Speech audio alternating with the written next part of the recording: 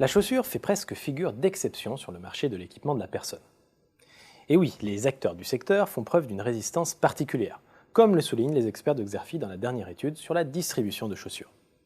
Car malgré des pressions sur le pouvoir d'achat qui pèsent directement sur ce marché de l'équipement, la consommation des ménages en chaussures a connu une croissance nulle en 2014, après un plus 0,8% en 2013, et devrait redécoller progressivement en 2015 et 2016, selon les prévisions de Xerfi. Cette bonne tenue s'explique par plusieurs raisons. Il y a d'abord le succès des pure players, comme Sarenza, Spartoo ou Zalando. Mais il y a aussi les offensives payantes des acteurs du sport et de la mode, comme Cash ou Intersport, dans la distribution de chaussures. Mais vous l'aurez sans doute compris, l'arrivée de ces pure players et les offensives des marques de mode ou de sportwear ont entraîné une surabondance de l'offre. En conséquence, le secteur de la distribution de chaussures connaît des pressions concurrentielles particulièrement intenses. Les premières victimes, ce sont les enseignes spécialisées.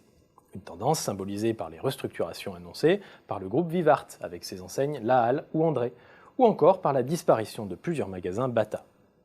Ces enseignes peinent aujourd'hui à se différencier face à la concurrence exacerbée.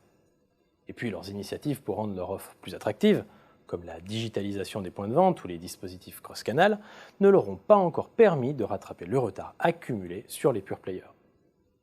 Plus révélateur encore de l'intensité des pressions concurrentielles, certains pure players ont déjà jeté l'éponge.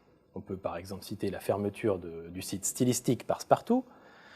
Cela pourrait bien être le signe avant-coureur d'un écrémage parmi les nombreux e-commerçants qui se sont lancés ces dernières années. Dans ce contexte, les enseignes de chaussures vont devoir se donner les moyens de résister.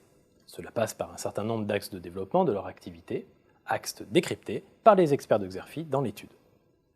Parmi ceux-ci, on peut d'abord citer l'extension de parcs de magasins, en propre, mais aussi de plus en plus via la franchise. Autre axe de développement, le déploiement de dispositifs cross-canal pour contrer l'offre des pure players. On peut aussi citer parmi ces axes la poursuite des efforts dans la digitalisation des points de vente.